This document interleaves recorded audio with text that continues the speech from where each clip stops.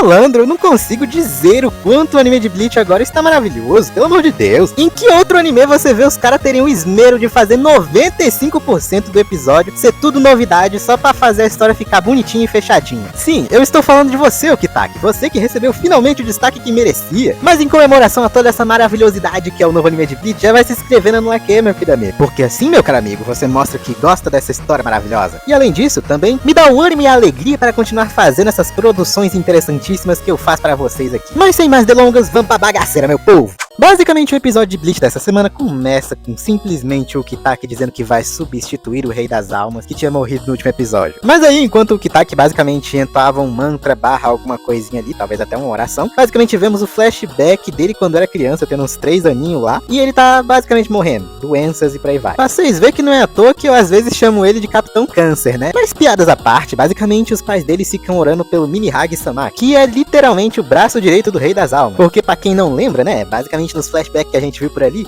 o Rei das Almas foi meio que picotado, tipo quando tu vai no açougue e pede pro cara pegar e cortar a carne direitinho. Pois então, é por isso que o braço dele tá por aí. Mas aí depois de muito sofrimento, tristeza, choro, apelo para o deus da mão ali, basicamente da mão lá começa a sair lágrimas que viram sombras e tomam completamente o nosso querido Capitão Câncer, ainda jovem. E disso nós vemos uma cena extra que gera muita cubologia minha, nossa, é muita coisa aqui que a gente pode pegar e analisar, onde na cena nós basicamente temos o Mimi Hagi-sama lá num plano astral, entre aspas, olhando assim pra cara do Okitake, e aí o Okitake vai lá e pega uma gota de lágrima do olho da mão, aí vai lá, ele toma, aí ele basicamente incha, fica com os trecos preto que vira basicamente o Mimi Hagi só que preto, aí entra dentro dele, ele fica com o cabelo preto e sai. Boa sorte pra quem for analisar isso aí, viu? Porque eu não entendi nada. E bem, pra resumir, nosso querido Capitão Câncer foi salvo. E bem, daqui pra frente eu não preciso nem dizer que isso daqui não tem nem sombra de acontecer no mangá em basicamente nada, né? Temos o Okitake já mais velho defendendo uma senhora lá de um cara meio doido das 10. Interessante o quanto o Okitake é gente fina mesmo ainda quando era um jovem dinâmico, porque o cara lá que quase bateu nele, ele tá ajudando agora e ainda dá o conselho de tentar entrar lá pra Gotei 13 e se tornar um Shinigami lá, pra ver se lutava direito com alguém do tamanho dele, né? Mas é aquilo, né? Ele dá aquela famosa tocinha vermelha, cheia do sanguinho maravilhoso que nós temos nas veias. Esse é sangue de tosse saudável, né?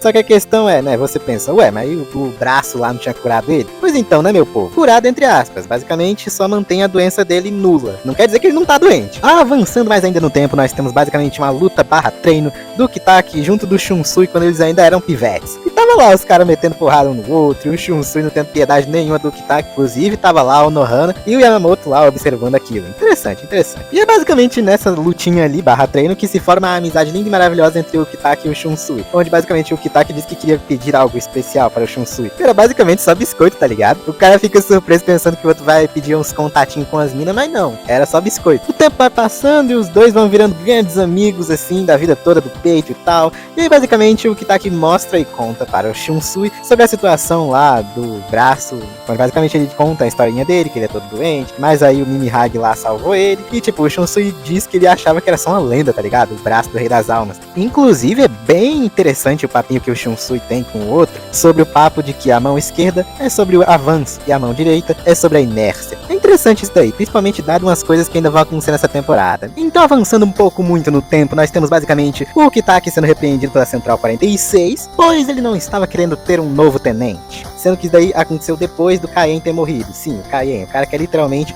o Ichigo, só que de cabelo preto e que a Rukia gostava muito. O Capitão Câncer basicamente estava batendo de frente com os chefes dele, só porque ele queria manter o legado e também a memória do Kaien. Interessante, interessante. Onde nós avançamos um pouco mais no tempo para a morte do Yamamoto, onde basicamente de primeira a gente já vê o Shunsui reclamando do quanto o Yamamoto deixou trabalho pra ele, porque né, foi a primeira invasão Quincy, os caras destruíram tudo, o Shunsui agora era o general lá e tinha trabalho pra cacete. Além do que também eles estão todos tristes porque logicamente o velho morreu, né? Inclusive diálogo extremamente foda e cheio de contexto sobre a parte da Unohana lutando contra o Kenpachi. Porque ela pergunta o que eles fariam para ajudar aí na situação dessa tristeza toda. O Shunsui diz que beberia, pois normalmente ele faz isso quando é rejeitado por uma garota, e ela diz que dessa vez ele não vai ser rejeitado, e por esse motivo ele não precisa beber. E que ela estava escutando totalmente ele. E aí mostra a espada dela, meu amigo. E depois disso mostra basicamente ela passando na frente do Okitake com cara de maluca, dizendo adeus enquanto ele diz que vai encontrar ela daqui a pouco.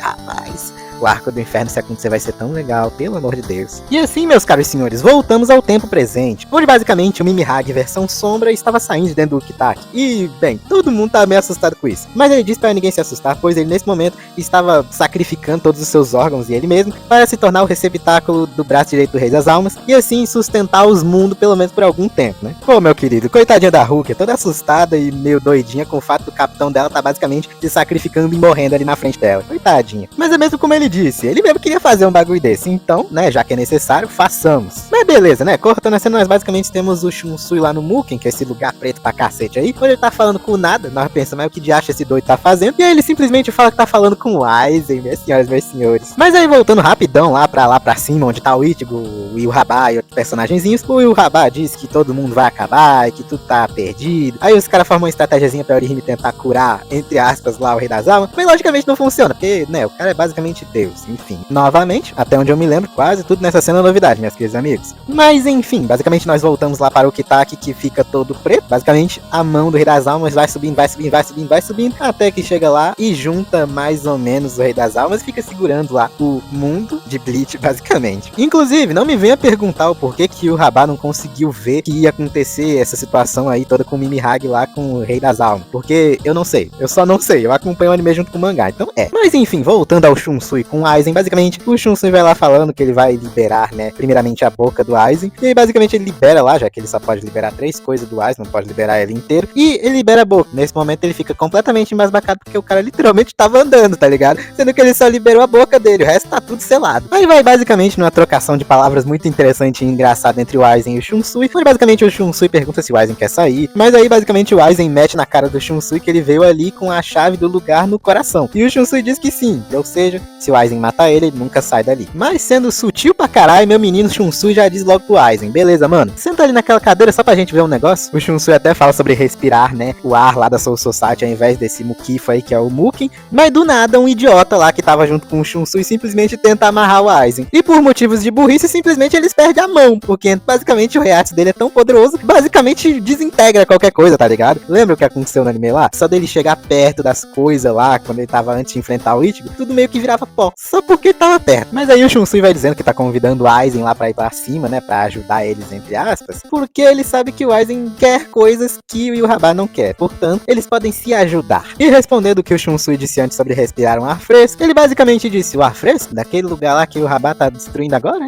É, não tem jeito, é o Aizen, né, meu povo? Simplesmente o maior vilão de Bleach. Me desculpe, cara do zoilinho onipresente, mas eu continuo achando o Aizen o melhor vilão dessa história. Enfim, meu povo, esse foi o episódio dessa semana de Bleach. Lindo, perfeito, maravilhoso, seja coisa extra que nem nós gostamos. Eu agradeço do fundo do meu coraçãozinho por você ter chegado até aqui. E é basicamente isso daí. Falou, meu parceiro!